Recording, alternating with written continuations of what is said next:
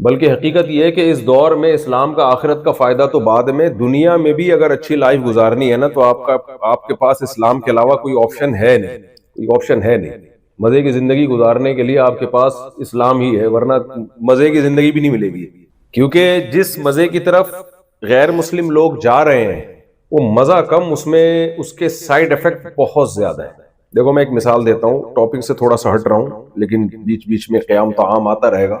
ہم جب موٹر وے پہ جاتے ہیں تو پشاور جانا ہو تو قیام طعام آتا ہے نا، وہ میری عادت ہے، قیام طعام میں اترتا رہتا ہوں۔ جو جو پابندیاں اسلام نے لگائی ہیں نا ہمارے اوپر، شراب پہ پابندی، شباب پہ پابندی، شباب کا مطلب گرل فرینڈ، نائٹ کلب، زنا، یہ اس کو میں شباب کہوں گا، بار بار وہ گرل فرینڈ کا نام لینا اچھا نہیں لگتا، ہر آدمی کا دماغ پھر اپنی گرل فرینڈ کی طرف جانا شروع ہو جاتا ہے۔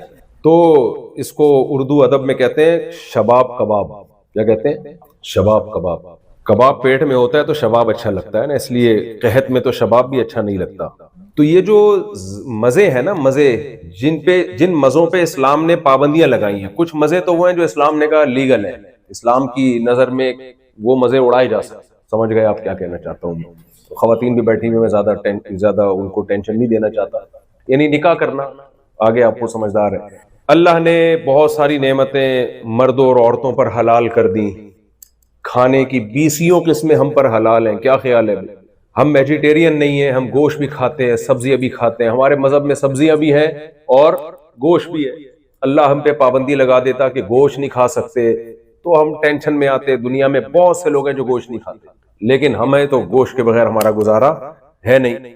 دنیا میں بہت سے لوگ ہیں جو صرف گوشت ہی کھاتے ہیں، میں نے ایسی قومیں بھی دیکھی ہیں گوشت ہی پہ گزارا کر رہے ہیں، یہ بھی غلط ہے۔ ہمارے نبی نے گوشت بھی کھایا، سبزیاں بھی کھائیں، قرآن میں پھلوں کا تذکرہ بھی ہے، اور قرآن نے جن پھلوں کا تذکرہ کیا وہ بڑے خاندانی پھل ہیں، بہت زبردست پھل ہیں۔ وہ انار کا تذکرہ ہے قرآن میں، انگور کا تذکرہ ہے، شہد کا تذکرہ ہے، کھانے پینے کی چیزیں بھی قرآن وہ والی لے کر آتا ہے جو انسانی صحت کے لیے انتہائی مفید ہے۔ تو دنیا میں جتنی بھی مزے کی چیزیں ہیں، جو بھی پاکیزہ چیزیں تھیں، ہمارے رب نے حلال کر دی۔ پاکیزہ چیزیں جتنی بھی تھیں وہ ہمارے رب نے کیا کر دی؟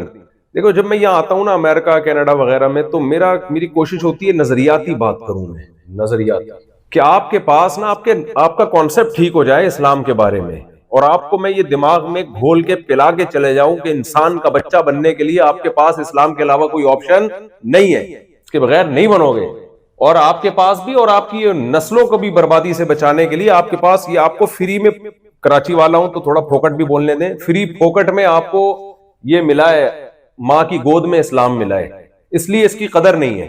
ورنہ جو غیر مسلم بیچارہ قربانی دے کے اسلام قبول کرتا ہے، آپ اس سے پوچھیں کیا حالت ہوتی ہے، پورا خاندان خلاف ہو جاتا ہے، کتنی قربانیاں دے۔ میں یہاں ملا ہوں ان غیر مسلموں سے بھی جنہوں نے قربانیاں دی، اور کیسا کتنے زبردست اسلام کو وہ فالو کر رہے ہیں۔ ہم دیسی لوگ جب آتے ہیں ان ملکوں میں تو ٹریک سے اترنا شروع ہو جاتے ہیں کیونکہ قدر نہیں ہے۔ تو اسلام نے وہ لذتیں، وہ مزے کی چیزیں جو پاکیزہ تھیں، وہ تمام چیزوں کو ہمارے لیے کیا کر دیا؟ حلال۔ کلو من الطیبات واعملوا صالحا۔ اچھا کچھ کام مزے کے ہوتے ہیں، کچھ خوراکیں مزے کی ہوتی ہیں، کیا خیال ہے بھائی؟ مثال کے طور پر جس کو ہارس رائڈنگ پسند ہے اس کے لیے گھڑ سواری مزے کی چیز ہے، جس کو سوئمنگ پسند ہے اس کے لیے، ایک سوئمنگ بھی تو صرف کھانے میں ہی تو مزہ نہیں ہوتا نا، کچھ کام ایسے ہوتے ہیں بڑے مزے کے ہوتے ہیں، جاگنگ ہے، ٹریولنگ ہے، اسکائی ڈائیونگ ہے، بشرطے کہ وہ کھل جائے راستے میں، اس کا جو وہ پیراشوٹ کھل جائے۔ تو وہ ایک آدمی تھا نا، چٹکلے آتے رہتے ہیں، 3 آدمی جہاز میں سفر کر رہے تھے، تو جہاز کے میں اناؤنسمنٹ ہوئی کہ بھائی ہمارے پاس 2 پیراشوٹ ہیں، بندے 3 ہیں، ایک کو قربانی دینی پڑے گی۔ ایک کو کیا دینی پڑے گی؟ قربانی۔ تو ایک نے کہا میں تو امریکن ہوں، میں ایسا ہوں، میں ویسا ہوں، وہ پیراشوٹ لے کے چھلانگ مار کے چلا گیا۔ باقی 4 آدمی تھے، سوری پہلے میں نے امریکن کو گرا دیا تو وہ پھر بچے گا نہیں نا پیچھے رہنے کے لیے، تو 4 آدمی تھے، تو اب 3 رہ گئے، پیراشوٹ 2 ہیں، تو ان میں کوئی بے وقوف سا تھا، وہ اس نے کہا میں پہلے سے ہوں، جلدی سے وہ بھی پیراشوٹ لے کے چھلانگ مار کے چلا گیا۔ تو باقی 2 رہ گئے، پیراشوٹ ایک ہے، تو ایک ہوگا کراچی والا یا انڈیا کا کوئی گجرات کا، اس نے کہا کہ چلو یار ہم تو ویسے بھی اپنے شہر میں جائیں گے تو کہیں گٹر کا ڈھکن کھلا ہوا ہو کہیں سے، کوئی ہماری زندگی تو ہر وقت خطرے میں ہی ہے، تو چل میں تیرے لیے قربانی دیتا ہوں، تو یہ پیراشوٹ لے کے اتر جا۔ اس نے کہا بے فکر رہو، 2 پیراشوٹ موجود ہیں، جو ہم سے پہلے گیا ہے وہ اسکول کا بستہ لے کے اس میں چھلانگ لگائی۔ اسکائی ڈائیونگ میں بہت مزہ ہے، بشرطے کہ پیراشوٹ بھی ہو اور وہ کھل بھی جائے۔ تو بہت ساری مزے کی چیزیں ہیں، مزے کے کام ہیں جو حلال ہیں، ہمارے رب نے ہمارے لیے کیا کر دیے؟ ان کو حلال کر دیا۔ اور یہ کون سی چیزیں؟ ان چیزوں میں جو کامن چیز ہے وہ کیا ہے؟ وہ کامن قدر مشترک کیا ہے؟ دیکھو ڈاکٹر آپ کو کہتا ہے نا یہ خوراکیں کھا سکتے ہو، یہ چیزیں نہیں کھا سکتے، تو آپ تلاش کرتے ہو نا یہ جو چیزیں مجھے کھانے کی اجازت دی جا رہی ہے اس میں کامن کیا چیز ہے، اور جن چیزوں پہ مجھ پہ پابندی لگائی جا رہی ہے اس میں قدر مشترک کیا چیز ہے۔ تو اس سے آپ کو اندازہ ہو جاتا ہے کہ جن چیزوں کو ڈاکٹر نے کہہ دیا کہ نہیں کھاؤ، تو اگر ان جیسی اور بھی چیزیں ہوں گی وہ بھی آپ چھوڑ دو گے۔ تو اللہ تعالیٰ نے جن چیزوں کو ہمارے لیے، جن لذتوں کو، جن مزے کی چیزوں کو ہمارے لیے حلال قرار دیا، ان میں کامن کیا ہے؟ کلوا من الطیبات واعملوا صالحا، وہ کام بھی پاکیزہ ہیں اور وہ خوراکیں بھی پاکیزہ ہیں، صاف ستھری چیزیں ہیں جن کو تم کھا سکتے ہو، اور صاف ستھرے کام ہیں جو تم کر سکتے ہو۔ اب کھانے پینے کی صاف ستھری چیزیں جو ہیں وہ تو فوراً پتہ چل جاتا ہے۔ مثال کے طور پر گوبر کھانے کی اجازت ہے اسلام میں؟ ہے بھائی؟ کسی حدیث میں گوبر کھانے سے منع کیا ہے؟ مجھے ایک بات بتاؤ۔ دیکھو میں بیان نہیں کرتا، میں گپ شپ لگاتا ہوں، آپ مجھے ایسے نہ دیکھیں جیسے میں نے کوئی قرضہ لیا ہوا ہے آپ لوگوں سے۔ گپ شپ کے موڈ میں بیٹھے، کوئی ٹینشن کی بات نہیں ہے، ہم سب ایک ہی جیسے ہیں، اس لیے ٹینشن کی بات ہی نہیں ہے۔ تو بالکل ایسے فری ہو کے بیٹھیں گے نا تو مجھے بولنے میں بھی، بات چیت میں بھی آسانی ہوگی۔ مجھے ایک بات بتاؤ، گوبر اسلام میں حلال ہے حرام ہے؟ بولو نا، حرام ہے۔ تو کہیں حدیث میں آتا ہے گوبر کھانا حرام ہے؟ نہیں آتا۔ اس لیے حرام اس لیے ہے کہ وَيُحَرِّمُ عَلَيْهِمُ الْخَبَائِثَ، خبیث چیزیں، ناپاک چیزیں جتنی بھی ہیں وہ سب کی سب اسلام میں آٹومیٹیکلی کیا ہو گئی؟ حرام ہو گئی۔ اب اس کے لیے الگ سے بتانے کی ضرورت نہیں ہے کہ گوبر پہ الگ سے حدیث ہو اور گھوں پہ الگ سے حدیث ہو، اور کیا مسجد میں آپ کو رپورٹیں پیش کرتا پھروں میں۔ تو جن چیزوں کا نام لیتے ہوئے گھن آتی ہے ان چیزوں کو کھانے کی اسلام نے کہاں سے اجازت دی ہوگی؟ تو کھانے پینے کی کچھ چیزیں ایسی ہیں جو دیکھنے سے فوراً پتا چل جاتا ہے کہ اسلام ان کو کبھی بھی الاؤڈ کر ہی نہیں سکتا۔ سمجھ میں آ رہی ہے بات کہ نہیں آ رہی ہے؟ کچھ چیزیں کھانے پینے کی ایسی ہیں جو ہیں تو ناپاک، لیکن انسانی عقل وہاں تک نہیں پہنچ سکتی۔ ہو سکتا ہے میڈیکل سائنس ترقی کرے اور ایک وقت میں آ کے میڈیکل سائنس فتویٰ دے دے کہ یہ ناپاک ہے، ان میں گند ہوتا ہے، جراثیم ہوتے ہیں۔ وہ کون سی چیزیں؟ جتنے بھی درندے ہیں، کتے، بلی، سور، یہ سب چیزیں اسلام نے کیا کی ہیں ہمارے اوپر؟ حرام۔ کیوں حرام کی؟ اسلام نے کہا یہ بھی خبیث چیزیں ہیں، ناپاک چیزیں ہیں، انسان کے کھانے کی نہیں ہے۔ کتا اگر آپ کو چاٹ لیتا ہے، برتن میں منہ لگا دے، اس برتن کو دھوئے بغیر آپ کھا نہیں سکتے کھانا، اس کا تھوک اتنا گندا ہے، تو جو تھوک اس کے گوشت میں پیدا ہوتا ہے وہ گوشت اسلام کہاں سے اجازت دے سکتا ہے کہ آپ وہ گوشت کھا لیں؟ تو یہ وہ ناپاک چیز ہے جو دیکھنے میں بھی کیا نظر آتی ہے؟ دیکھنے میں نہیں پتا چلتا فوری طور پر، لیکن اسلام نے بتا دیا کہ کتے، بلی اور اس طرح کے چوہے، پتہ نہیں کیا کیا دنیا میں کھایا جا رہا ہے، چوہے ہو گئے، گرگٹ ہو گئے، یہ وغیرہ وغیرہ جتنی اس طرح کی چیزیں ہیں یہ انسان کے کھانے کی نہیں، تو یہ بھی ناپاکی ہے۔ پھر دوسری ناپاکی وہ ہوتی ہے جس کو ہم روحانی طور پہ ناپاک کہہ سکتے ہیں، روحانی طور پہ گندگی۔ مثال کے طور پر آپ نے مرغی خریدی، مرغی حلال ہے حرام ہے؟ حلال۔ آپ نے کسی شیخ الحدیث سے بسم اللہ اللہ اکبر لاؤڈ سپیکر پہ پڑھوایا اور ہاتھ سے ذبح کروایا، اور ذبح بھی بالکل سنت کے مطابق، ایسے مسلمان سے ذبح کروایا جو تمام مکاتب فکر کے نزدیک کیا ہے؟ کیونکہ آج کل ایک بڑا مسئلہ چل رہا ہے کہ آپ مسلمان ہیں تو پتہ نہیں کون سے مکتب فکر کے نزدیک آپ مسلمان ہیں، کیونکہ ایک مکتبہ کہتا ہے آپ نہیں ہیں، وہ دوسرا کہتا ہے آپ ہیں، تیسرا کہتے ہیں یہی ہیں، اس کے علاوہ سب فارغ ہیں۔ تو تمام مکاتب فکر کے نزدیک آپ مسلم تھے، آپ نے ہاتھ سے ذبح کیا، بسم اللہ اللہ اکبر پڑھا، زمزم سے اس کو دھویا، ٹھیک ہے، اس کی کھال اتاری اور جتنا بلڈ تھا وہ بھی اچھی طرح ڈیٹول سے آپ نے صاف کیا، اور اس کو جناب مدینہ کی کھجوروں کے سائے میں آپ نے پیش کر کے رکھ دیا، لیکن وہ جو مرغی آپ نے خریدی تھی وہ چوری کے پیسے تھے۔ وہ کیا تھے؟ وہ جمشید کی جیب سے آپ نے بٹوا چرایا تھا، اس سے جتنے پیسے ملے اس میں مدینہ کی اتنی کھجوریں اور ایسی چکن آ سکتی تھی۔ یہ بھی خبیث ہے، یہ کیا ہے؟ ناپاک۔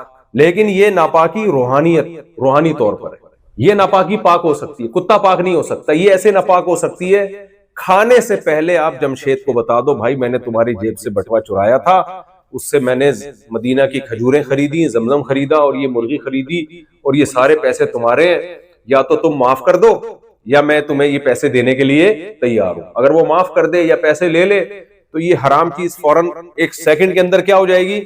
حلال ہو جائے گی۔ ہمارے حضرت فرمایا کرتے تھے بعض لوگ کھاتے حرام ہے ہگتے حلال ہیں یعنی کھا کے پھر جس کی چوری کی ہے نا اس سے اجازت لے لیتے ہیں کہ اب تو کھا، وہ بھی کہتا ہے یار اب کھا ہی لیا ہے تو اب میں کیا بیچارے کو آخرت میں کیا تھا، کہتا ہے چل میں نے معاف کیا، تو وہ پہلے پاس ہونے سے پہلے کیا ہو جاتا ہے، وہ حلال ہو جاتا ہے۔ یہ بھی ایک طریقہ ہے حلال حرام کو حلال کرنے کا، سامنے والے کے پاس کوئی آپشن نہیں ہے نا، وہ الٹی کر کے نکالے گا تھوڑی مرغی۔ تو دیکھو یہ بھی حرام کا ایک، یہ بھی اسلام اس کو بھی کیا کہتا ہے؟ خبیث، ناپاک، غلیظ، گندا مال کھا رہے ہو آپ، یہ کیا ہے؟ گندا مال۔ تو غیر مسلم تو کہے گا بھائی اللیگل ہے، اسلام کے نزدیک اللیگل سے اوپر ایک لفظ ہے جو زیادہ بھاری بھرکم لفظ ہے، اللیگل ہلکا لفظ ہے۔ دیکھو مثال سے بات سمجھاتا ہوں، آپ نے کہیں چوری کی، اللہ بچائے، چوری کی آپ نے، اب اس چوری کے، یہ چوری لیگل ہے اللیگل ہے؟ بولو اللیگل۔ تو اللیگل ہونے کی بیس پہ آپ کو سزا ملے گی کہ جس کے پیسے آپ نے چرائے ہیں آپ یا تو وہ پیسے واپس کریں، یا کسی ملک کا لا ہو سکتا ہے کہ ڈبل پیسے واپس کریں اور 1 آدھ دن کی جیل ہوگی جو بھی ہوگا، یا وہ اگر معاف کر دے تو معاف بھی ہو جائے گا، ایسا ہی ہے نا۔ لیکن اسلام کیا حکم یہ ہے کہ چور کا ہاتھ کاٹ دو۔ آپ نے 10,000 روپے چرائے، اسلام کیا کہہ رہا ہے؟ چور حکومت کو کہہ رہا ہے آپ نہ کاٹنا شروع کر دیں، تو چور کا کیا؟ ہاتھ کاٹ دو۔ سوال یہ پیدا ہوتا ہے کہ جرم اس نے یہ کیا کہ 10,000 روپے چرائے اور ہاتھ کاٹا جا رہا ہے 10 کروڑ کا، بلکہ وہ بھی کم ہے، کیا خیال ہے؟ تو کسی اللیگل کام پہ 10 کروڑ یا 10 ارب کا آپ کا ذاتی پارٹ جو قدرت نے آپ کو گفٹ دیا ہو، دنیا کا کوئی قانون یہ کہتا ہے کہ اللیگل کام پہ آپ کسی کا ہاتھ کاٹ ڈالیں؟ کوئی لا اجازت دے گا اس کی؟ لیکن قرآن کہہ رہا ہے، اس کا مطلب قرآن چوری کو صرف اللیگل نہیں کہہ رہا، حرام کہہ رہا ہے کہ چوری کیا ہے؟ ایک حرام عمل ہے، اور حرام عمل کی سزا میں جو پنشمنٹ ہے اس کا ہاتھ کاٹا جائے گا۔ اس سے پتہ چلتا ہے کہ اللیگل ہلکی چیز ہے، اور اسلام جب کسی چیز کو حرام کہتا ہے تو وہ اللیگل سے بہت اوپر کی چیز۔ میرا حال ہے میں سمجھا نہیں پا رہا۔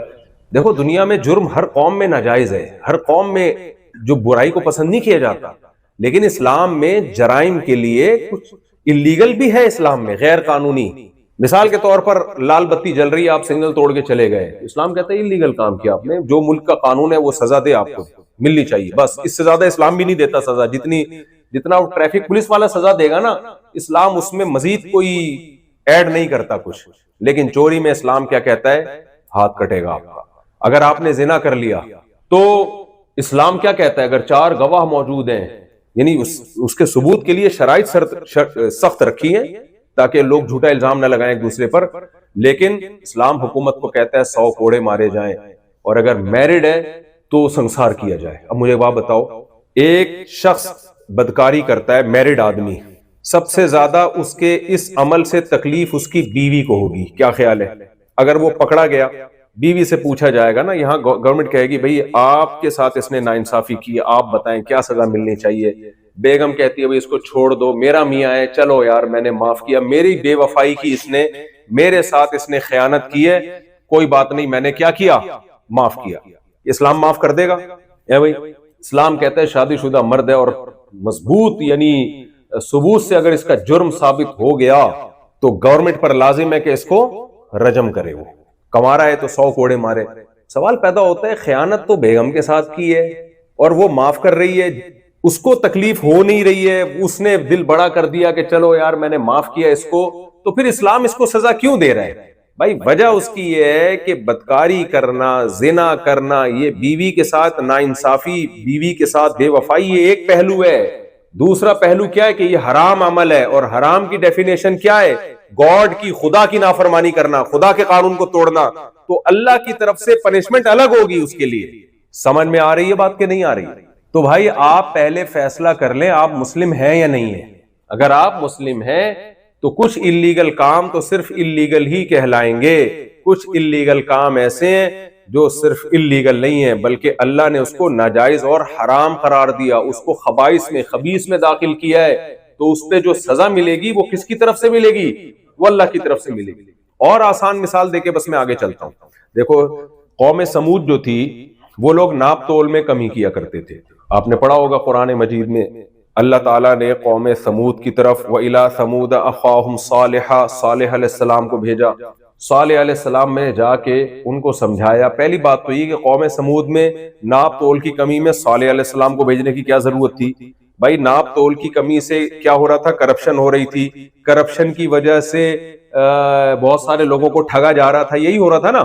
تو وہ لوگ خود یہ فیصلہ کرتے یار سارے ہی قوم میں جب ٹھگ ہو گئے تو قانون مضبوط بنائے ہم تاکہ یہ ٹھگنا ختم ہو, کوئی لا مضبوط ہو. وہاں کی گورنمنٹ کو چاہیے تھا نا یہ کرتی. اور اگر نہیں کرتے تو ہم اگر وہاں جاتے ہم کہتے یار جب سبھی ایک دوسرے کو ٹوپیاں کرا رہے ہیں تو کرانے دو. جب یہ اس پہ خوش ہیں, سبھی ایک دوسرے کو ٹھگ رہے ہیں, سبھی ایک دوسرے کو کراچی کی اصطلاح میں کہتے ہیں چونا لگا رہے ہیں, ٹوپیاں کرا رہے ہیں, تو کرنے دو. کیا خیال ہے آپ, ان کا اپنا نقصان ہے. لیکن قرآن کیا کہتا ہے کہ ہم نے ان کو کرپشن سے روکنے کے لیے صالح علیہ السلام کو بھیجا جو میسنجر آف گاڈ تھے, خدا کا پیغام لے کر اس قوم کے پاس گئے ہیں کہ تم ناپ تول میں کمی کرتے ہو, جب حق لینے کی باری آتی ہے تو حق پورا لیتے ہو, جب حق دینے کی باری آتی ہو تو اس میں ڈنڈی مارتے ہو. قوم باز نہیں آئی, اللہ نے پوری قوم کو تباہ و برباد کر دیا. مجھے ایک بات بتاؤ, ناپ تول میں کمی کرنا صرف اللیگل کام ہوتا تو اس پہ پوری قوم کا تباہ کرنا بنتا نہیں ہے, کیونکہ اس میں تو وہ لوگ بھی تباہ ہو رہے ہیں جن کو یہ ٹھگا کرتے تھے. بھائی اللیگل کام کی سزا تو تھوڑی ملتی ہے اور اس کو ملتی ہے جس نے وہ کام کیا ہو. اور کیا کام کیا تھا؟ جس کو ٹھگا تھا تو ان کی جیب سے اس کو پیسے دیے جاتے ہیں نا. اللہ نے پوری قوم کو تباہ و برباد کر دیا. کیوں تباہ و برباد کر دیا؟ کرپشن, ناپ تول میں کمی. یہ گورنمنٹ کے لا کے حساب سے اللیگل ہے, خدائی قانون میں اللیگل نہیں ہے. اللیگل سے اوپر کی چیز ہے جس کو کیا کہا جاتا ہے؟ حرام ہے. اور اس پر یہ نہیں ہوگا کہ اتنے سال کی جیل یا اتنے سال کی سزا اور اتنے جرمانہ. نا نا نا نا, اللہ کہتے ہیں حرام کا مطلب یہ ہے کہ خدا کے بنائے ہوئے قانون کو توڑنا. تو جب خدا کے بنائے ہوئے قانون کو توڑا جائے گا تو سزا کون دے گا؟ خدا دے گا. یہاں تک بات سمجھ میں آ گئی کہ نہیں آ گئی ہے؟ ایک اور اہم بات, جب بھی ہم کوئی جرم کرتے ہیں تو جرم کی نوعیت آرڈر دینے والے کی حیثیت سے تبدیل ہوتی رہتی ہے. دیکھو آپ کے دوست نے آپ سے کہا کہ یار میں بیٹھا ہوا ہوں, مجھے سستی ہو رہی ہے, تھکاوٹ ہو رہی ہے, مجھ سے کولر کی طرف اٹھ کے جایا نہیں جا رہا, یار جمشید تو ایک گلاس پانی پلا دے. جب سے وسیم کو میں نے بہت رگڑا ہے نا بیانات میں, وسیم سلیم, تو اب میں آ گیا ہوں جمشید کی طرف کہ سلیم اور وسیم کا پیچھا چھوڑ دو. جمشید بھی اچھا نام, کامن نام. آپ نے کہا یار جمشید ایک گلاس مجھے پانی پلا دے. جمشید تھا ایک نمبر کا, ہے نہیں یعنی یہاں کوئی جمشید صاحب بیٹھے ہو تو ان کے علاوہ کی بات کر رہا ہوں. جمشید ایک نمبر کا سس آدمی تھا, اس نے کہا میں نہیں پلا رہا. آپ کو غصہ آئے گا نا, کیا سزا دو گے آپ؟ تھوڑا سا ڈانٹ ٹپٹ کر دو گے, یار تیرے سے تو ایک گلاس پانی نہیں پلایا جاتا. ایک خاتون نے بچے کو بھیجا, ہمارے ایسے واقعات بہت ہوتے ہیں, کہ بیٹا جاؤ ان سے چینی لے کر آؤ, تھوڑی سی چائے بنانی ہے. پڑوسن کے یہاں گئی, اس نے کہا ہمارے یہاں نہیں ہے. چل بیٹا جا سامنے سے جا کے لے آ. وہاں گئی, وہاں بھی نہیں ہے. چمونی آپا کے جا, چمونی آپا کے گئی, وہاں بھی نہیں ہے. فلانی آپا کے جا. پہلے تو یہ نام بہت ہوتے تھے ایک خاندان میں ہی, بڑی آپا, چھوٹی آپا, درمیانی آپا, اس طرح کے بہت نام. تو بچے ہی پیدا ہونا بند ہو گئے تو سارے آپا واپا اور سارا سیٹ اپ ہی ختم. ایک آدھ بچہ ہوتا ہے سے کیا خاندان وجود میں. بڑی پھپھو, چھوٹی پھپھو, منجلی پھپھوؤں کی 15-20 قسمیں ہوا کرتی تھیں. چاچے مامے ہوتے تھے. بھائی خاندان کو آباد کرو. اللہ کو خاندانی لوگ پسند ہیں, شادی بیاہ بچے یہ سب پسند ہے اللہ کو, اس سے خاندان وجود میں آتے ہیں. ایک آدھ بچہ ہوگا تو یہ خاندان ختم. تو پہلے ہی ہوا. خیر اس نے کہا جا بیٹا پڑوسن سے لے آ, فلاں سے لے آ. جا 20 جگہ سے اس نے ٹرائی مار لیا, کسی نے چینی نہیں دی. تو بچے نے آ کے امی سے کہا کوئی بھی چینی دے رہا. امی نے کہا کمبخت, سارے ایک نمبر کے بغیرت کنجوس, چل جا اپنی چینی کا ڈبہ نکال کے لا. سارے کنجوس ہیں, چل اپنی چینی نکال کے لا. خیر یہ میں پتہ نہیں کہ سنا کس پر آتا یہ واقعہ. تو جمشید کو آپ نے کہا, جمشید سے زیادہ آپ کیا ہو جائے گا, آپ تھوڑا سا برا بلا کہہ دو گے ختم. لیکن آپ کے والد محترم آپ سے کہہ رہے کہ بیٹا پانی پلا دو. اچھا پہلے جمشید نے کہا تھا آپ سے کہ خود اٹھ کے پی لے. یہی جواب آپ نے اپنے ابا کو دیا کہ میں نہیں پلا رہا. پاکستان میں تو چماٹ پڑے گا نا, یہاں کا مجھے نہیں پتا کیا سیٹ اپ چل رہا ہے. ویسے کچھ لوگ اپنے بچوں کو کینیڈا سے پاکستان لے کے جاتے ہیں صرف چماٹے مارنے کے لیے. کہتے ہیں بہت دنوں سے چماٹے نہیں مارے, ایک عجیب سی فیلنگ ہو رہی ہے, پتہ ہی نہیں چل رہا گھر میں بچہ کون ہے باپ کون ہے. تو یہ شو کرانے کے لیے نا کہتے ہیں یار چلو ادھر چل. اس لیے بچے ذرا سوچ سمجھ کے جایا کریں اپنے ابا کے ساتھ کس سلسلے میں لے کے جا رہے ہیں وہاں. تو جرم تو ایک ہی ہے پانی نہ پلانا، لیکن آرڈر دینے والے کی حیثیت سے جرم کی کا وزن چینج ہو گیا کہ نہیں ہو گیا؟ باس آپ کو کوئی آرڈر دے رہا ہے آفس میں، کسی کام کا کہہ رہا ہے آپ کو، ایک آپ کا دوست آرڈر دے رہا ہے، ایک چھوٹا بھائی آرڈر دے رہا ہے، بھائی آرڈر دینے والے کی حیثیت سے جرم کی نوعیت کیا ہو جاتی ہے؟ چینج ہو جاتی ہے۔ تو اللہ قرآن میں کیا کہتا ہے؟ ان کل الا کذب الرسول فحق عقاب کلن اخذنا بذنبی، جتنی بستیوں کو ہم نے ہلاک کیا ہے ان کے گناہ کی وجہ سے ہلاک کیا، ہم نے انہیں کسی بات کا آرڈر دیا اور انہوں نے اس آرڈر کو ہلکا سمجھا، انہوں نے اس آرڈر کو دیکھا، یہ نہیں دیکھا کہ آرڈر دینے والا کون ہے۔ تبھی تو یہ ایتھیسٹ لوگ اشکال کرتے ہیں یہ کیا بات ہے یار، ایک نماز پہ جہنم، اور ماں باپ کی اطاعت جو نہیں کرتا وہ جہنم میں جائے گا، اور سود کھانے والا جہنم میں جائے گا، اور اس پر اتنی لعنت اور اس عمل پہ اتنی لعنت۔ وہ اس جرم کو دیکھ رہے ہوتے ہیں، یہ نہیں دیکھ رہے ہوتے کہ بھائی آرڈر دینے والا کون ہے؟ اللہ ہے۔ تو اللہ کہتے ہیں میرے احسانات، پھر آرڈر دینے والے کے احسانات، اس کی شخصیت، اس سے بھی فرق پڑتا ہے۔ ایک آدمی نے ساری زندگی آپ کو کھلایا پلایا، آپ کو امریکہ میں لے کر آیا وہ اپنے خرچے پہ، یہاں اسائلم استغفر اللہ، یہاں پر جو بھی تھا اس نے وہ حساب کتاب کروایا، اور آپ اس کی وجہ سے اسٹیبل ہو گئے۔ اب وہ آپ کو ایک چائے بنانے کا کہہ رہا ہے، آپ جب اپنے پاؤں پہ کھڑے ہوئے تو آپ کو کیڑی چائے، ٹھیک ہے نا۔ وہ ایک آدمی پانی دریا میں ڈوب رہا تھا، کنجوس آدمی تھا، زندگی میں کبھی اس نے صدقہ خیرات نہیں کیے تھے، ڈوب رہا ہے، بچنے کی کوشش کر رہا ہے، بچ نہیں پا رہا، تو کسی نے کہا منت مان لے کہ اگر میں بچ گیا تو اللہ کے نام پہ 2 دیگیں غریبوں کو کھلاؤں گا۔ وہ منت بھی نہیں مان رہا، کنجوس آدمی تھا نا۔ تو جب اس کو یقین ہو گیا کہ اب تو میری موت یقینی ہے، تو اس نے منت مانی، اے اللہ اگر تو نے مجھے پانی سے نکال دیا تو تیرے نام پہ 2 دیگیں غریبوں کو کھلاؤں گا۔ ایک دم ایک لہر آئی اور اٹھا کے اس کو پانی سے باہر، جیسے ہی پانی سے باہر آیا کہتے کیڑی دیگ کیا کہتا ہے؟ جیسے ہی بولا نا کیڑی دیگ، دوسری لہر آئی واپس پانی میں، جیسے اندر گیا کہہ رہے میں پوچھ رہا تھا میٹھی کے کڑوی، یعنی میٹھی کون سی، میں تو ڈیٹیل معلوم کر رہا تھا۔ تو ہے تو یہ لطیفہ کہ کچھ لوگ ایسے ہیں ہماری نعمتوں سے فائدہ اٹھاتے ہیں، مصیبتوں میں ہمیں پکارتے ہیں، لیکن جب ہم ان سے کوئی مصیبت دور کرتے ہیں، مرہ کألم، کیا ہے قرآن کی آیت؟ نہیں، ہاں کألم یدعونا، ایسے ہو جاتا ہے جیسے اس نے ہمیں کبھی پکارا ہی نہ ہو۔ غیر مسلم پتہ ہے کیا دیکھتا ہے اس مسلم میں اور غیر مسلم میں کیا فرق ہے؟ غیر مسلم جرم کی حیثیت کو الگ الگ دیکھ رہے ہوتے ہیں، زنا کر لیا تو کیا ہو گیا، لڑکی بھی راضی ہے، لڑکا بھی راضی ہے تو کیا ہو گیا، کسی کا دل تو نہیں دکھا۔ ان کی نظر میں سب سے بڑا مسئلہ ہے کسی کا دل نہ دکھاؤ بس۔ لبرل جو سیکولر نام نہاد لبرل لوگ ہیں، ان کا یہی مسئلہ ہے کہ ہم نے کسی کا دل تو نہیں دکھایا نا، ہم نے اگر جوا بھی کھیلا ہے تو بتا کے کھیلا ہے نا، اتنے پیسے تو لگا، اگر یہ چاند آ گیا تو میرے، ہم تو وہ والا جوا بتائیں گے نا جو کراچی میں چل رہا ہے، چھاپ آ گیا تو تیرے۔ تو اس میں کیا ہے؟ جب وہ راضی ہے، سود میں کیا ہے جا رہا ہے؟ 1 لاکھ روپے دے کے اگر اس سے ہم 50,000 اضافی لے رہے ہیں تو وہ راضی ہے نا، اس پہ چوری تھوڑی کر رہے ہیں، کسی کا دل تو نہیں دکھا رہے ہیں۔ مسلمان اس حیثیت سے نہیں دیکھتا، مسلمان اس حیثیت سے دیکھتا ہے کہ یہ آرڈر کس کا ہے؟ اللہ کا آرڈر ہے۔ بھائی اللہ کا جب آرڈر ہے تو آرڈر دینے والے کے احسانات اگر زیادہ ہوں، بہت زیادہ، اور اتنے احسانات کہ قرآن کہہ رہا ہے لو کان البحر مدادا لکلمات ربی لنفد البحر قبل ان تنفد کلمات ربی ولو جئنا بمثلہ مددا، ساری دنیا کے درخت قلم بن جائیں، ساری دنیا کے سمندر سیاہی بن جائیں، اور تم اللہ کے احسانات لکھنا شروع کرو، اللہ کے کلمات لکھنا شروع کرو، سمندروں کی سیاہی خشک ہو جائے گی اور درخت کے قلم گھس گھس کے ختم ہو جائیں گے، اللہ کے جو تم پر احسانات ہیں وہ ختم نہیں ہوں گے۔ سر کے بال سے لے کے پاؤں کے ناخن تک کتنے احسانات ہیں۔ جس خدا کے احسانات کے سمندر میں ڈوبے ہوئے ہیں وہ ہمیں آرڈر دے رہا ہے کہ فجر پڑھ لو، آپ کو یار میری آنکھ نہیں کھلتی، وہ آپ کو آرڈر دے رہا ہے ظہر پڑھ لو، وہ یہ تھوڑی کہہ رہا ہے سارے دن بیٹھ کے نمازیں پڑھو، وہ یہ تھوڑی کہہ رہا ہے صبح اٹھنا ہی ہے نا، وہ کہہ رہا ہے جلدی اٹھ جاؤ، انسان کے بچے بن جاؤ، صبح ٹائم پہ جلدی اٹھ جاؤ۔ میں تھائی لینڈ میں تھا، میں نے 6 بجے دیکھا ساری مارکیٹیں کھلی ہوئی ہیں، میں نے کہا ان کے لیے مارکیٹوں کے لیے پوری قوم کا اٹھنا بہت آسان ہے، اور ہمارے لیے خدا کا حکم سمجھ کے فجر کے لیے اٹھنا مشکل کام ہے۔ وجہ کیا ہے؟ کنفیوز ہے، پتہ نہیں خدا کا آرڈر ہے بھی یا نہیں ہے تو ہلکا لے لیا۔ ہلکا کیوں لیا؟ اس ہلکا لینے میں ایک تو نظریات کی خرابی، دوسرا ہلکا کہ 27ویں رات میں آپ رو رو کے دعائیں کریں تو اگلے پچھلے سارے کیا ہو جاتے ہیں؟ پچھلے تو ہوتے ہیں، اگلے بھی کرواتے ہیں ہم۔ تبھی 27ویں رات میں جب ختم قرآن کے موقع پہ لوگ دعائیں مانگ رہے ہوتے ہیں نا، ایسے نوجوانوں کو میں جانتا ہوں، ان کا عید والے دن فلم دیکھنے کا پورا پروگرام ہے، ان کا پورا پلان ہوتا ہے کہ ہم فلم دیکھیں گے جا کے, اور نئی فلم آ رہی ہے عیدوں پہ, اکثر نئی فلمیں چلتی ہیں نا, تو اب تو پتہ نہیں پاکستان میں چل رہی ہے کہ نہیں چل رہی, تو ہم جو ہے یہ کریں گے وہ کریں گے, اور پھر رو رو کے دعائیں ہوتی ہیں, اور گرل فرینڈ کا فون بج رہا ہوتا ہے, اس کو کہتے ہیں ابھی تھوڑا دعا سے فارغ ہو جاؤں پھر بات کروں گا میں آپ سے. تو وجہ کیا ہے بھائی, آپ اللہ کے آرڈر کو کیا لے رہے ہو, ہلکا لے رہے ہیں. رمضان میں جو ہر ایک کے گناہ معاف ہوتے ہیں نا, تو حدیث میں یہ بھی تو آتا ہے کہ بہت سے روزے دار ایسے ہیں جن کو روزے میں بھوک کے علاوہ کچھ بھی نہیں حاصل ہوتا, حالانکہ روزہ تو وہ بھی رکھ رہے ہیں.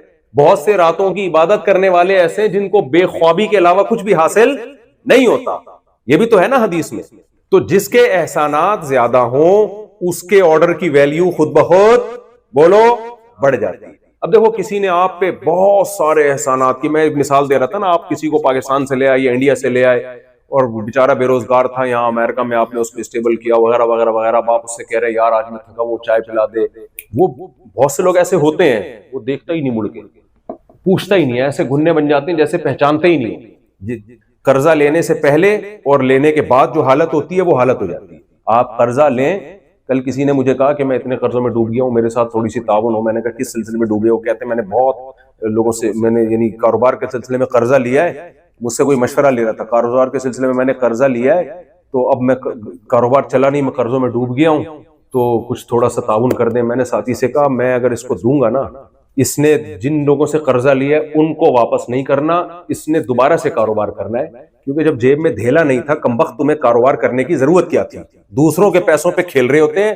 تو ایسے لالچی لوگ, میں نے کہا ان کو آپ جتنی بھی زکاتیں دے دو, یہ یاد رکھو ہمارے تجربوں سے کچھ چیزیں سیکھنے کی ہیں, یہ بھی میں قیام تام کے لیے تھوڑا سا ٹریک سے اترا ہوں, یہ تجربوں سے سیکھنے کی چیزیں. جو لوگوں سے پیسے لے کے کاروبار کرتا ہے اپنا دھیلا نہ لگائے. پہلی بات, وہ کاروبار ڈبوئے گا تو لازمی, اگر وہ آپ کو پروفٹ کما کے دے رہا ہے تو سمجھو زیادہ بڑا فراڈی ہے وہ. بھائی کوئی صاحب بیٹھ یہ کام کرتے ہو تم, وہ ٹھیک ہوں گے, ان کے علاوہ کی بات کر رہا ہوں.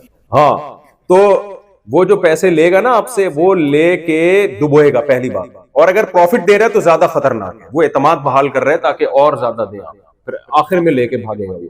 اور دوسرا, بھاگنے کے بعد جب اس پہ قرضے چڑھیں گے تو پھر وہ لوگوں سے زکاتیں لے کے یہ نہیں کرے گا کہ جن کا قرضہ ان کو واپس کرے. وہ جہاں کہہ رہے 10 آدمیوں کا قرضہ چڑھا ہوا ہے تو ایک ان کا بھی چڑھ جائے تو کیا آ جا رہا ہے, تو اس میں کون سا ایسا ٹینشن والی بات ہے. تو جس کے احسانات کے بوجھ تلے آپ ڈوبے ہوئے ہو, اس کا چھوٹا سا حکم کی نافرمانی بھی یہ چھوٹی نافرمانی کہلاتی ہے یا بڑی نافرمانی کہلاتی ہے. تبھی تو اسلام میں سب سے زیادہ جن کے احکامات کی تاکید کا حکم ہے, جن کے ساتھ حسن سلوک کا حکم ہے, وہ کون ہے؟ بولے نا زبان سے, وہ ماں باپ ہے. اچھا, جس نے آپ پر احسان کیے یا آپ نے جس پر احسان کیا, اب آپ اس کا کوئی کام نہ کر رہے ہو تو کوئی قانون حرکت میں آتا ہے بھائی. ایک آدمی کو آپ نے چلنا سکھایا, ایک آدمی کو آپ نے بے روزگار تھا, بہت کچھ نواز دیا آپ نے, اب آپ اس سے چھوٹا سا کام کہتے ہو, وہ پہچاننے سے بھی انکار کر دیتا ہے, تو کوئی کیس ہو سکتا ہے اس کے خلاف؟ کوئی بھی نہیں ہو سکتا, کیونکہ یہ اللیگل نہیں ہے نا, یہ اللیگل نہیں ہے. لیکن یہ حلال ہے, حرام ہے, حرام ہے, اللہ نہیں چھوڑے گا قیامت کے دن. سمجھ میں آ رہی ہے بات کہ نہیں آ رہی؟ تبھی اسی سے یہ سمجھیں کہ جو والدین کو اولڈ ہاؤس میں جمع کرا لیتے ہیں, اللیگل نہیں ہے, یہ لیگل ہے. یہ امریکہ میں کیا ہے, یہ لیگل ہے, اور اس پہ کوئی کیس نہیں بنتا. گورا اگر اپنے ماں باپ کو اولڈ ہاؤس میں جمع کرا دیتا ہے تو کہتے ہیں لیگل ہے, اور کہتے ہیں وہاں زیادہ اچھے ہوتے ہیں, کیرم بورڈ بھی کھیلتے ہیں, سنوکر بھی کھیل رہے ہوتے ہیں, اور بہت کچھ ہوتا ہے وہاں پہ, اور وغیرہ وغیرہ. گھر میں وہ سب. تو اولڈ ہاؤس کو ہمارے یہاں بھی پروموٹ کرنا شروع کر دیا. یہاں لوگ آتے ہیں, ولاگ بناتے ہیں, دیکھو اولڈ ہاؤس ایسی بری چیز نہیں ہے, بہت زبردست چیز ہے. میں کہتا ہوں تمہارا بھی انجام پھر اولڈ ہاؤس نہیں ہوگا. یہ ولاگ بڑھاپے میں اپنے بچے کو دکھانا کہ بیٹا مجھے بھی وہاں جا کے جمع کراؤ. تو کوئی کیس نہیں بنتا, پاکستان میں بھی نہیں بنتا. لیکن مجھے ایک بات بتاؤ, اللہ چھوڑ دے گا؟ اللہ نہیں چھوڑے گا. اللہ کہے گا تیری ماں نے تجھے پیدا کرتے ہی اولڈ ہاؤس میں کیوں جمع نہیں کرا دیا, یہ چائلڈ ہاؤس میں کیوں جمع نہیں کرا دیا؟ تیری ماں نے کیوں تجھے سنبھال کے رکھا تھا؟ تیرے باپ نے کیوں تجھے گود میں اٹھائے گھومتا تھا؟ تیری پریشانی پہ وہ پریشان ہوتا تھا, تیری غم پہ وہ رویا کرتا تھا, تیری خوشی پہ وہ خوش ہوا کرتا تھا. یہ اس کے جذبات تھے.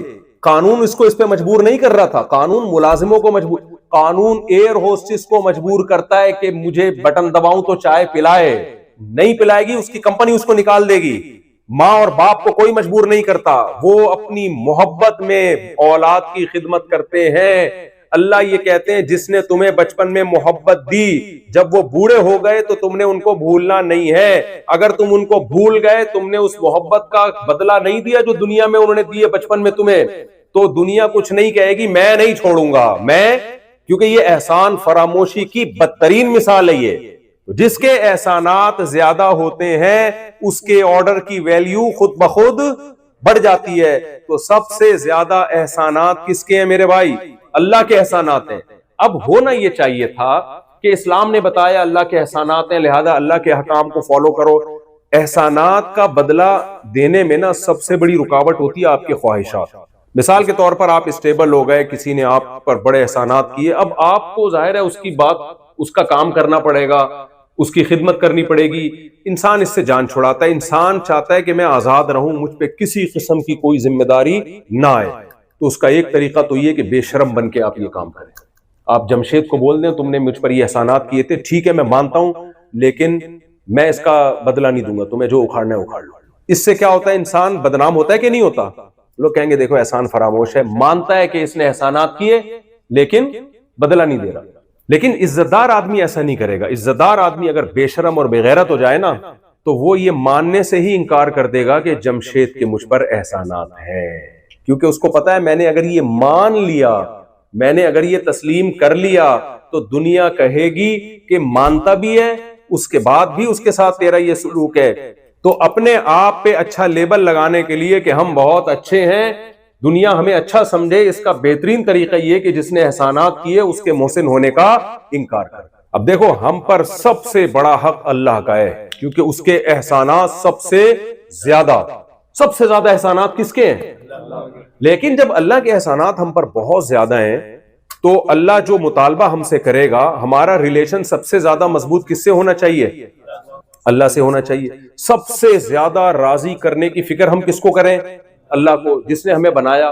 ماں باپ سے بھی بڑا حق، کیونکہ ماں باپ کی نعمت بھی تو اللہ نے دی. اللہ کہتا ہے خلق من الماء بشرا فجعله نسبا وصہرا، اس نے تمہیں ایک پانی سے بنایا اور جب دنیا میں وہ تمہیں لے کر آیا ایسے پروٹوکول کے ساتھ لے کر آیا ہے کہ ددیال نلیال کا ایک خاندان چپکا دیا تمہارے ساتھ، اور بلوغت کی دہلیز پہ قدم رکھا تو ایک سسرال والا خاندان بھی.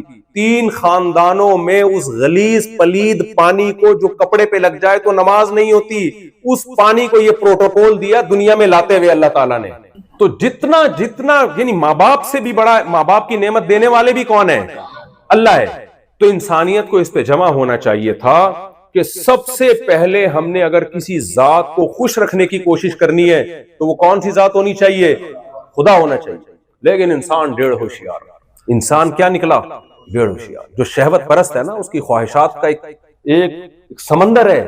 تو اس نے کیا کیا؟ اس نے کہا کہ اگر ہم خدا کو مانتے ہیں تو خدا کے احسانات کو بھی ماننا پڑے گا. اگر ہم مان لیں کہ اس کائنات کو کسی نے بنایا اور انسان کو کسی نے، جملہ مکمل کر لیں نا، کیا جا رہا ہے اس میں؟ انسان کو، جمشید کو، چلو بول لو، جمشید کو کسی نے بنایا ہے، انسان کو کسی نے بنایا، یہ آنکھیں کسی نے بنائی. مجھے ایک بات بتاؤ، آپ کو کوئی آئی فون گفٹ کرتا ہے جس میں ایک ڈیجیٹل کیمرہ لگا ہوا ہے، آپ کیسے دل سے دعائیں دیتے ہو یار لیٹسٹ ورژن آئی فون 17 آ گیا کہ نہیں آیا؟ آ گیا ہے آئی فون 17 یار، تو نے مجھے گفٹ کر دیا یار، ماشاءاللہ ماشاءاللہ، تھینک یو. اس میں کیمرہ لگا ہوا ہے. ہماری ماں کے پیٹ میں 2 کیمرے بلٹن ہیں کمپنی کی طرف سے جو ہماری آنکھوں میں، بولو، فٹ ہیں. آئی فون خود نہیں دیکھتا، ہماری یہ آنکھیں خود دیکھتی ہیں، محسوس کرتی ہیں، ہمارے کان خود سنتے ہیں. ایسا سیٹ اپ لگا دیا اللہ تعالیٰ نے.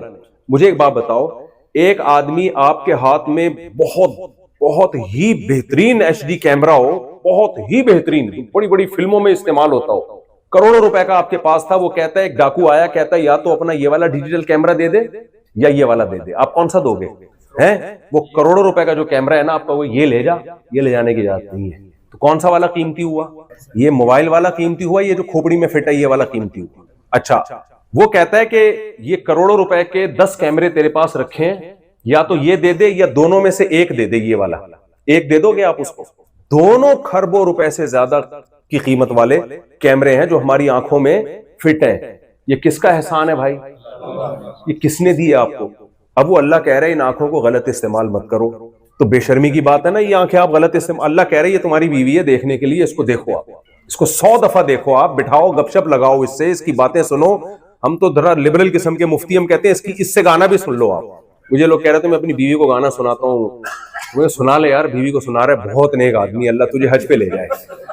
بعض علماء کہتے ہیں یار گانے تو حرام ہے، ناجائز ہے. میں کہتا ہوں بھائی بیوی کو سنا رہا ہے گانا، اتنا نیک آدمی آج کل اللہ کرے بیوی ہی کا تصور کر کے گا رہا ہو، وہ ایسا نہ ہو تصور میں کوئی اور ہو، سامنے بیگم بیٹھی ہوئی ہو. تو اللہ نے کہا کہ میں نے جو حلال نعمت رکھی ہے دیکھنے کے لیے، کون ہے تمہارے پاس، اس کو دیکھو. آپ کہہ رہے ہو نہیں میں فوش فلمیں دیکھوں گا، میں لڑکیوں کو دیکھوں، انٹیوں کو دیکھوں گا. تو یہ اس آنکھ کی ناشکری ہے یا نہیں ہے؟ یہ آنکھ کی ناشکری ہے. غیرت سے زمین میں گڑ جانا چاہیے انسان کو. اگر گناہ ہو گیا توبہ کرے، گڑ گڑائے اللہ کے سامنے، اللہ اقراری مجرم ہوں، باغی نہیں ہوں، اقرار کرتا ہوں تو نے آنکھیں دی تھی اور میں نے تیری آنکھوں کو تیری مرضی کے خلاف استعمال کیا. زبان کی نعمت جس سے ہم ذائقے چکھتے ہیں، ایسا بہترین انسٹرومنٹ اللہ نے ہمارے فٹ کر دیا ہے. اس کی ایڈجسٹمنٹ دیکھو خالی، میں بول رہا ہوں نا کتنی سپیڈ سے، یعنی زبان کی لینتھ اتنی ہے کہ نہ دانتوں سے باہر آ رہی ہے نہ دانتوں سے اندر جا رہی ہے، اور بولنے میں وہ خود اپنے آپ کو ایڈجسٹ کرتی رہتی ہے. عجیب ہی، یعنی آرٹیفیشل اگر کوئی لگائی جائے تو کبھی دانت کے نیچے چپکے گی، کبھی جتنا نکالنی ہوگی نکلے گی بھی نہیں وہ باہر. کوئی ورنیل کیلیپر تھا بھائی جس نے بیٹھ کے اندر اس کو ایڈجسٹ کیا. آنکھوں کی جو ایڈجسٹمنٹ ہے وہ اتنی کریکٹ ہے کہ ذرا سی ملی میٹر بھی اگر وہ تھوڑے سے پتلے دائیں بائیں ہو جائیں تو ایک کے دو نظر آنا شروع ہو جاتے ہیں. ایک آدمی ڈاکٹر صاحب کے پاس گیا نا کہ مجھے ایک کے دو نظر آتے ہیں. ڈاکٹر نے کہا آپ تینوں کو یہ بیماری ہے کیا؟ اس کو تین نظر آتے تھے. تو اس کی ایڈجسٹمنٹ کیا ہوئی تھی یار؟ اتنی کیلکولیشن، اتنی زبردست کیلکولیشن. اور یہ آنکھ بن کس سے رہی ہے؟ روٹی سے. ماں کھا رہی ہے پراٹھا، اگر کراچی میں ہوگی تو کیا کھا رہی ہے؟ وہ ڈیزل کے پراٹھے کھا رہی ہے. وہ ہے بھائی، اس سے کیا بن رہی ہے؟ بچے کی پیٹ میں آنکھیں. زبان کچھ بھی کھائے گی نا اس کی باڈی کو بعد میں لگے گا، بچے کی کنسٹرکشن میں پہلے استعمال ہو. سب کچھ روٹی سے بن رہا ہے، سب کچھ روٹی سے بن رہا ہے. گوشت انڈے جو بھی کھائے گی باڈی میں ایسے اللہ نے سافٹ انسٹال کر دی ہیں جو بچے کے لیے فائدے کی چیزیں، وہ ساری باڈی وہاں سے نکال کے ایسا لگ رہا ہے کوئی بیٹھا ہوا اندر کنسٹرکشن کا کام کر رہا ہے. اور کھوپڑی پوری، اور اس کے اندر دماغ اتنا بڑا، اس کے اندر لائنیں. ہم جب گھر بناتے ہیں صرف گٹر لائن ڈلوانے میں ہمیں 6 مہینے لگ جاتے ہیں. ایک اتنی چوڑی لائن جس میں جائے گا کیا، وہ ڈلوانے میں اتنا ٹائم لگ جاتا ہے. اور یہ کھوپڑی کے اندر باریک نسیں جن میں بلڈ نے سرکولیٹ کرنا ہے، اور ایسی پیک ہے کہ ذرا سا باہر نکل گیا نا، وہ لائن سے پانی تھوڑا سا نکل جائے کیا ہو جائے گا بھائی؟ اگر آپ نے جو پانی کی لائنیں بچھائی ہیں تھوڑا سا پانی نکل جائے تو آ کے جوڑ دو گے، یہی ہو جائے گا نا، کوئی تباہی تھوڑی آ جائے گی. لیکن دماغ کی باریک باریک نسیں جن میں بلڈ سرکولیٹ کرتا ہے، ذرا سی لیکیج اس میں ہو گئی کومے میں چلا گیا. یہی ہوتا ہے نا، فالج ہو گیا، یہ ہو گیا، وہ ہو گیا. ایسی باریک نسوں کا ماہرین کہتے ہیں کہ ایسی نسیں ہیں کہ پائپ ہیں کہ ان کو لے جاؤ چاند سے چکر دلا کے واپس زمین میں لے آؤ. اتنی بڑی نسوں کا جال کا گچھا بنا کے بچے کی کھوپڑی کے اندر فٹ کیا جا رہا ہے. اور یہ بن کس سے رہا ہے؟ ڈیزل کے پراٹھوں سے. روٹی سے کبھی کبھار بنا کرتا تھا، اب کس سے بن رہا ہے؟ پیزے سے، جو کسی کام کی چیز نہیں. بچہ تو آ ہی جاتا ہے، ماں جو بھی کھائے نا، وہ الگ بات ہے پھر کس ٹائپ کا آ رہا ہے. وہ برگر بچہ آ رہا ہے یا پیزا کھائیں گے تو پیزے جیسا نکلے گا، اور اگر صحیح گوشت انڈے منڈے کھائیں گے تو پھر ذرا صحیح چیز مارکیٹ میں آئے گی. خیر، تو کتنے بڑے احسانات تھے خدا کے. ناک میں سونگنے کی طاقت. اچھا، کمال کی بات یہ کہ یہ سارے کام نا ہمارے دماغ کرتا ہے. دماغ سونگتا ہمارا دماغ ہے، دیکھتا ہمارا دماغ ہے، سنتا ہمارا دماغ ہے. ایک چھوٹی سی کھوپڑی کو اللہ نے کچھ آلات دے دی ہیں، کچھ ریسپٹر دے دیے ہیں کہ کان میں ایسے ریسپٹر لگا دیے کہ جو ساؤنڈ کی جو فریکوینسی ہے نا، وہ جو ویوز ہیں وہ ان کو پڑھتا ہے. وہ اس حساب سے بتاتا ہے دماغ کو کہ یہ والی آواز آ رہی ہے. آنکھ کو ایسے ریسپٹر آنکھ میں لگا دیے جو لائٹ کو پڑھتے ہیں. لائٹ جب ٹکرا کے آئے گی تو وہ اس کو پڑھے گا دماغ ہی. یہ صرف آلات ہیں جو ہمیں بتا رہے ہوتے ہیں. سونگنے کے لیے الگ ہے، بولنے کے لیے الگ ہے، سننے کے لیے الگ ہے. ایک ایک پارٹ، ایک ایک آرگن باڈی کا اتنا پیچیدہ ہے کہ اب تک کوئی ایک پارٹ بھی باڈی کا ایسا نہیں ہے جسے ماہرین مکمل پڑھ چکے ہوں. اور کہہ رہے اب اینڈ ہو گیا بھائی، آنکھ ہم نے مکمل پڑھ لی، اب آنکھ میں مزید ریسرچ کی ضرورت نہیں ہے. نا کہہ رہے نہیں بھائی، ابھی جتنا جانا ہے وہ اس سے بہت کم ہے جو ابھی جاننا باقی ہے. اور یہ سب بن کس سے رہا ہے؟ ڈیزل کے پراٹھوں سے. اچھا، مزے کی بات یہ بات تو میں ہمیشہ بیان کرتا ہوں، بچہ ماں کے پیٹ میں کنسٹرکشن کا کام اس کا مکمل ہوا. اتنی عجیب و غریب مخلوق 9 مہینے میں کمپلیٹ. آپ ٹھیکہ دے دو گھر بنانے کا ٹھیکے دار کو ایک بوڑھی عورت نے کسی کو بددعا دی, اللہ کرے تیرے گھر میں مزدور آئیں. اس نے کہا تو دعا دے رہی ہوں بھائی, مزدور آئیں گے. آپ پتہ نہیں, امریکہ کا تجربہ مجھے نہیں ہے, پاکستان میں تو ایسے ہی ہے, انڈیا بھی پاکستان جیسے ہی ہے. تو جب مزدور آ گئے نا, اس کو اندازہ ہوا یہ کتنی بڑی بددعا ہے. مزدور ایک دفعہ گھس جائے نکالنا آسان ہے, 2 مہینے کا کام ہوتا ہے, کئی سال لگ جاتے ہیں, پھر بھی کچھ نہ کچھ رہ جاتا ہے. تو 9 مہینے کا اللہ نے ٹائم لیا, 9 مہینے میں بچہ کمپلیٹ ہوا. اور کمال کی بات دیکھو یار, اس پہ جتنا انسان تعجب کرے کم ہے. ادھر بچہ مارکیٹ میں آیا, وہی ڈیزل کا پراٹھا دودھ پیدا کر رہا ہے, جو بالکل ڈیفرنٹ چیز ہے. نہیں آئی سمجھ میں بات؟ اس ڈیزل کا تو نہیں, یعنی جو بھی پراٹھا ہے, سب ڈیزل کے نہیں کھاتے, جو کچھ بھی کھا رہی تھی ماں, اس سے پہلے بچے کی کنسٹرکشن کا کام ہو رہا تھا. جیسے ہی بچہ مارکیٹ میں آیا, اب اس کو ضرورت ہے دودھ کی. یار فطرت اتنی عقل مند ہے کہ وہ سارے کام خود اس نے ماں کے پیٹ میں انسٹال کر دیے اندر ہے. بھائی پھر تو نیچر ہی کی عبادت کرنا شروع کر دو, اگر نیچر تو بڑی ذہین مخلوق ہے. پھر تو ادھر بچہ دنیا میں آیا ہے, اسی خوراک سے دودھ جو بالکل ڈیفرنٹ چیز ہے, وہ دودھ بنتا ہے اور ایسی جگہ ٹرانسفر ہوتا ہے جہاں سے بچے کے لیے پینا آسان. اور بچہ جب دنیا میں آیا تھا, قرآن کہتے ہیں لا تعلمون شیئا, کچھ بھی پتا نہیں تھا اس کو. امریکہ کیا ہے, کینیڈا کیا ہے, پاکستان کیا ہے, اگلا وزیر اعظم کون ہونا چاہیے, کچھ بھی پتا نہیں. ہم تو اپنے سیاسی ٹکڑے بھی تھوڑے تھوڑے بیچ میں نکل جاتے ہیں, کیا کریں. تو الیکشن میں کیا ہوا تھا, سب کو پتا ہے کیا ہوا. خیر, تو دیکھو الیکشن 2 طرح کے ہوتے ہیں, ایک سسٹم کے تحت, ایک سسٹم کے تحت. ہمارے یہاں کیسے ہوتے ہیں, سسٹم ہے, خاص قسم کا سسٹم ہے, اس کے تحت سارا چل رہا ہوتا ہے. لیکن ٹینشن نہ لیا کرو, ہمیشہ ایسے ہی ہوتا ہے. تو جو کام ہمیشہ ہو رہا ہے تو پھر اس میں جہاں لوگ بہت پریشان ہیں, یار یہ کیا کر دیا, الیکشن میں دھاندلی ہوئی ہے, مجھے دیکھ رہے ہوتے ہیں, میں بالکل ریلیکس. کیوں نہیں ریلیکس ہونا چاہیے؟ کیونکہ آپ کے ذہنی ٹینشن سے نا آپ مر جاؤ گے. سسٹم کے تحت نہیں ہوگا الیکشن.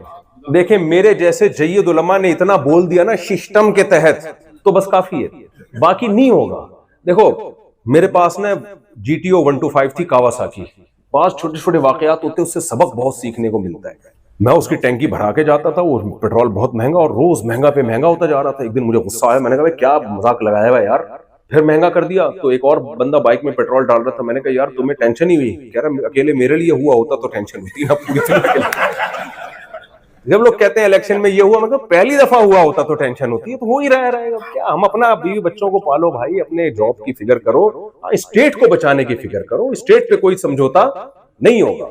تو اچھے برے لوگ آتے رہیں گے جاتے رہیں گے, اچھے لوگوں کو لانے کی کوشش بھی کرو, یہ نہیں کہ ہاتھ پہ ہاتھ رکھ کے بیٹھ جاؤ. لیکن ٹینشن آدمی لینے سے اگر فائدہ ہوتا تو پھر آدمی ٹینشن لے, فائدہ نہیں ہو رہا تو اپنے آپ کو کمزور کرنے سے پاکستانی لوگ کمزور ہو جائیں گے, اس سے ملک کا فائدہ نہیں ہوگا. اور زیادہ کیونکہ ہر آدمی ایسے بیٹھا ہوا ہے جیسے توے پہ بیٹھا ہوا ہوتا ہے. جب میں آتا ہوں نا ایسے بحث کر رہا ہوتا ہے جیسے توے پہ بیٹھا ہوا ہے. میں کہتا ہوں نیچے اترے گا تو میں تیرے سے بات کروں گا.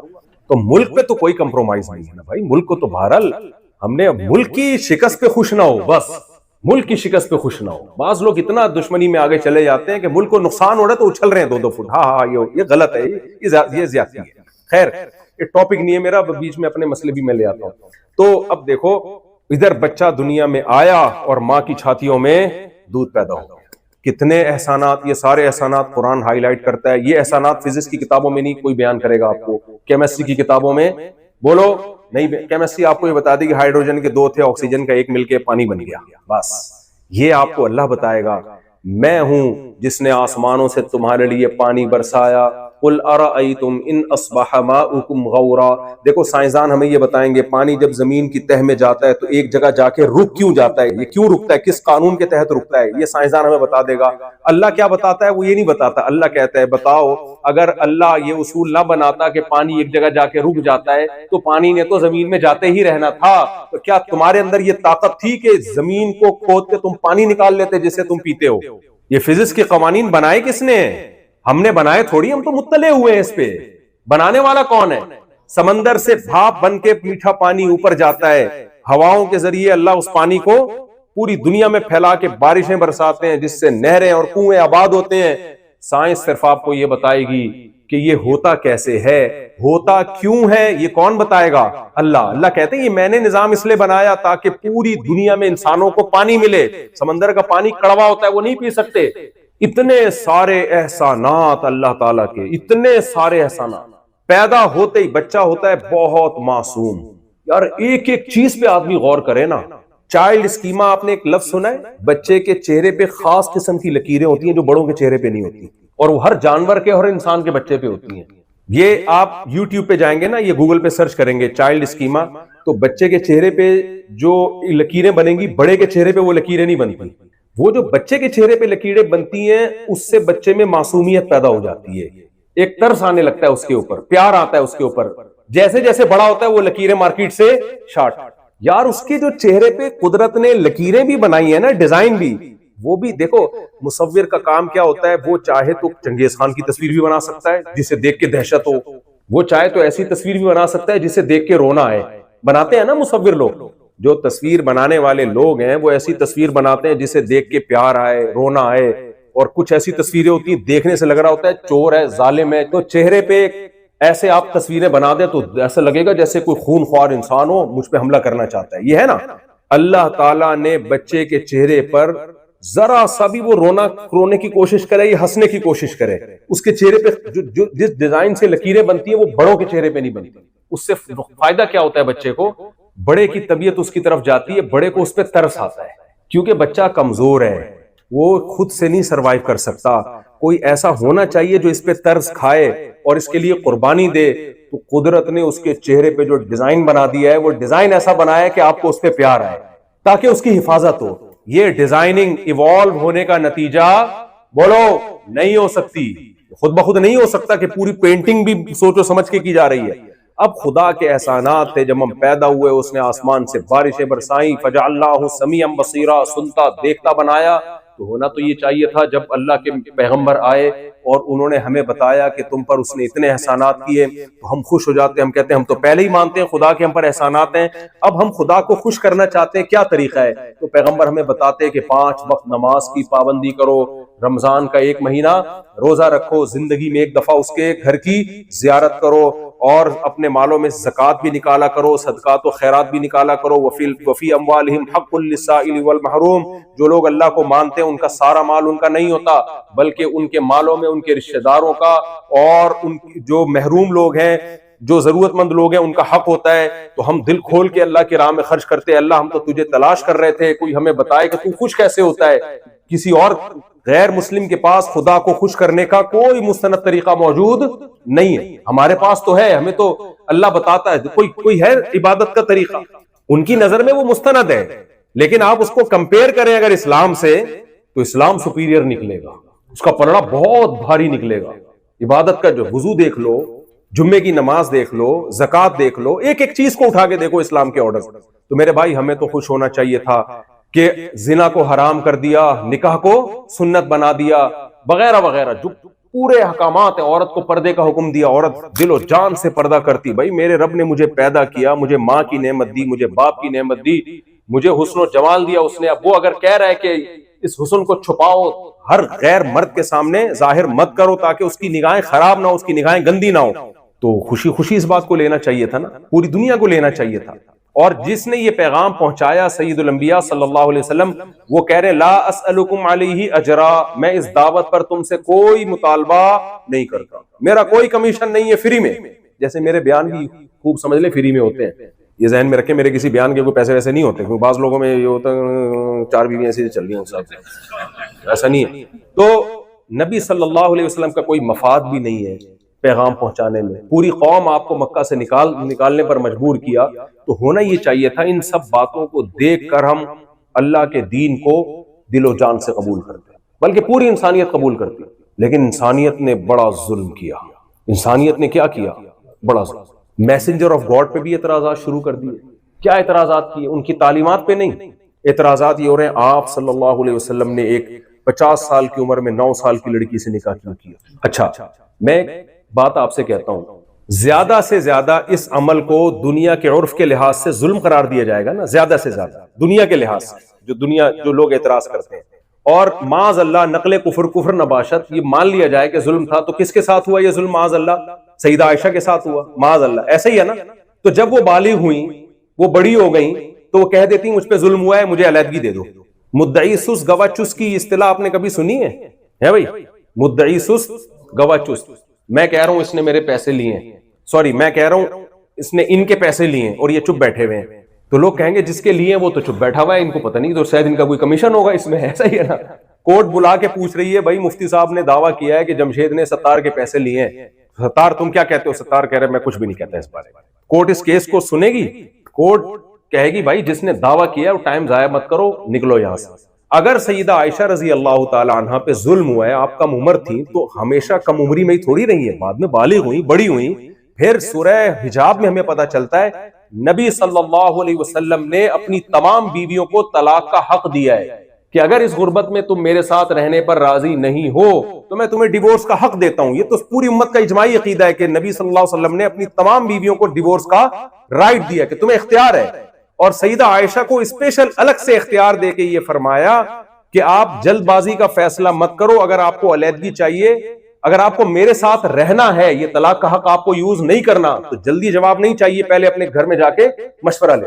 یہ کیوں پیغمبر سے یہ کام کروایا جا رہا ہے؟ قیامت تک کوئی شخص نبی کی سیرت پہ انگلی نہ اٹھائے کہ آپ کو معاذ اللہ سیدہ عائشہ چھوٹی عمر کی تھی، ان کو نقل کفر نباشت کوئی اندھیرے میں رکھ کے ان سے نکاح کیا گیا ہے اور بعد میں تو اس نکاح پہ نادم تھی اور معاذ اللہ ان کے ساتھ ظلم ہوا. بھائی اب تو بالغ ہو چکی ہیں، ان کو اختیار دیا جا رہا ہے اور کہا جا رہا ہے جلدی نہیں، جا کے اپنے گھر میں پہلے مشورہ کرو. اور رہنا بھی اس غربت میں، گھر میں 40 دن چولہا نہیں جل رہا، ایج بھی نبی کی زیادہ اور اکنومیکلی بھی حالات یہ ہے کہ گھر میں 40 دن خود سیدہ عائشہ کہتی ہیں چولہا نہیں جلتا تھا. مجھے بتاؤ ایسی صورت میں بھی جب سیدہ عائشہ کو اختیار دیا گیا تو سیدہ عائشہ کہہ رہی ہیں افیکا اشاور، بخاری کی حدیث، آپ کے بارے میں اپنے والدین سے مشورہ کروں میں کہ رہنا کہ نہیں رہنا. غضبناک ہو رہی ہیں کہ یہ آپ نے سوچا کیسے کہ میں نے آپ کے ساتھ نہیں رہنا، یہ سوچا کیسے؟ اتنی محبت مل رہی ہے. تو یہ تو پیغمبر کی ایسی سیرت ہے کہ ایج ڈیفرنس اتنا زیادہ اور ایک گھر میں غربت، اس کے باوجود سیدہ عائشہ آپ پر جان دینے کے لیے تیار ہیں. یہ تو بھائی ہمارے پیغمبر کی ایسے لوگ آج ملتے ہیں بھائی، آج ملتے ہیں ایسے لوگ. آپ اپنے بارے میں دیکھیں، اگر آپ کے گھر میں 40 دن چولہا نہ جلے اور آپ کی عمر بھی بیگم سے 30-35 سال زیادہ ہو، پہلی بات تو بیگم چولہا جل بھی رہا ہوگا نا تو کہے گی کہ اب میرے ابا نے میرے ساتھ ناانصاف ہے، آپ 35 سال 40 سال 50 سال مجھ سے زیادہ ہیں، مجھے یہ شادی قبول نہیں، یہی ہوگا نا.